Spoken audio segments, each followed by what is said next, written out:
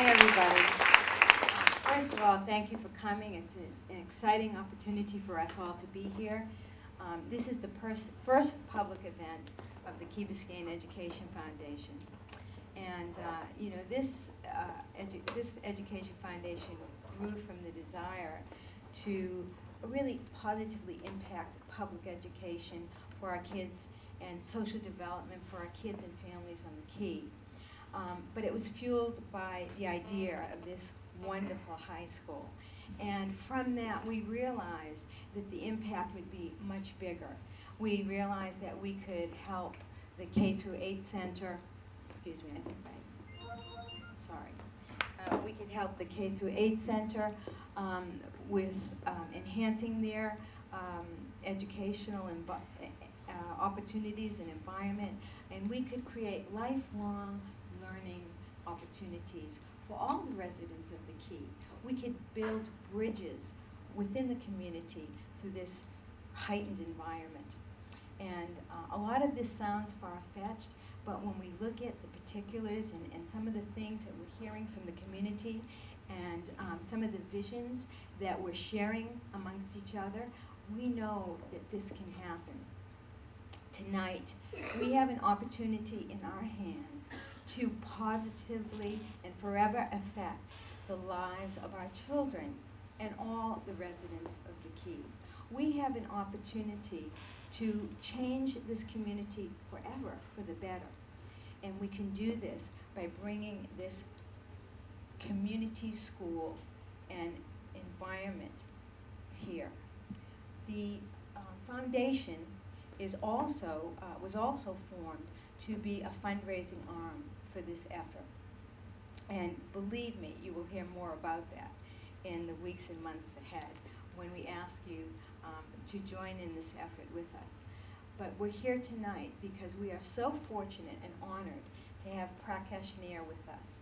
Prakash Nair is a futurist and a visionary. He is a principal in Fielding Nair, which is one of the leading agents for change in school design in the world.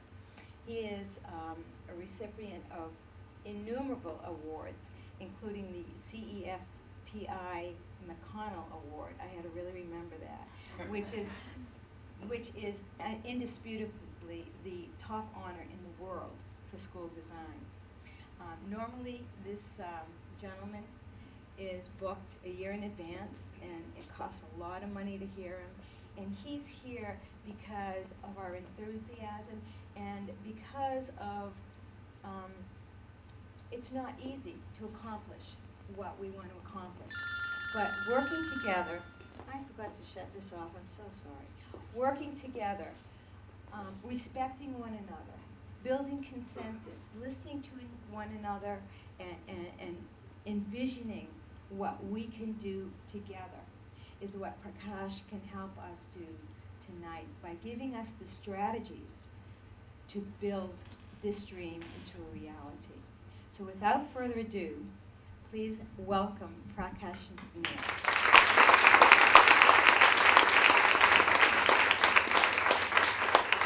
Thank you, Jamila. I just want to say that the flip side of some of the good things you said about me, and I was saying this earlier, I was director of operations for New York City schools, and in that process we built 100 pretty bad schools. So what I'm actually now on is this journey of atonement. I have to build at least 100 good schools, and then I would have broken even, and then only then can I start getting credit for all the good work that we're doing. So I do have to admit that part of my history. But I think it's also a good lesson because you learn from your mistakes. And I think what's happened in school is that we don't let children make mistakes. In fact, probably the most compelling way to learn is from making mistakes. Because imagine this, if you didn't make a mistake, you're only repeating the things you already know, right? I mean, you're not pushing the boundary of your knowledge.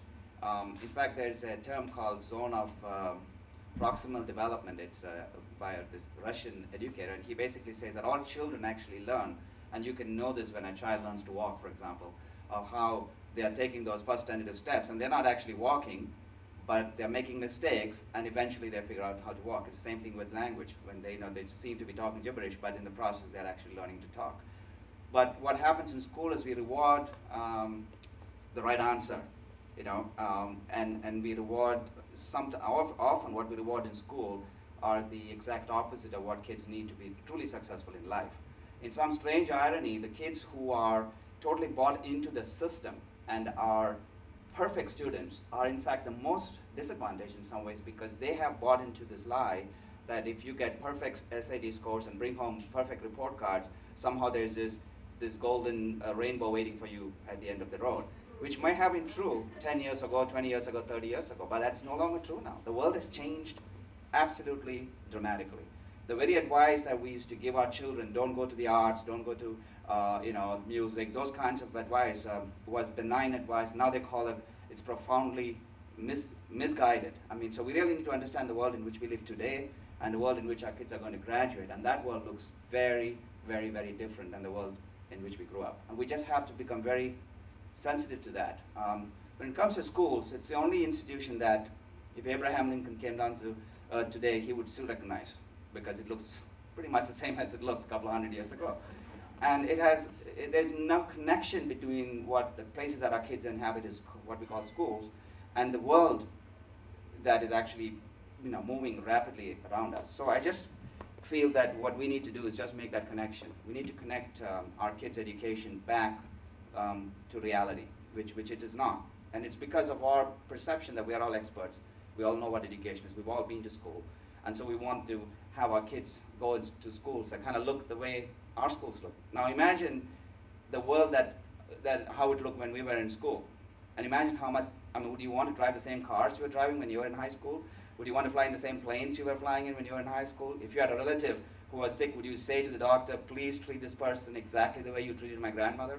You wouldn't do that, And just to give you a sense of how complicated the world has gotten, I was in Australia recently, and this guy was remarking that his grandmother, who lived on a farm, made fewer decisions in her 90 years of life than an average housewife makes in 3 months today. And she didn't have to decide what brand of toothpaste to buy, for example. What time to milk the cow was not necessarily a decision she would have to make. So what I'm saying is that our lives have gotten incredibly complicated, and our children's lives are going to get even more complicated.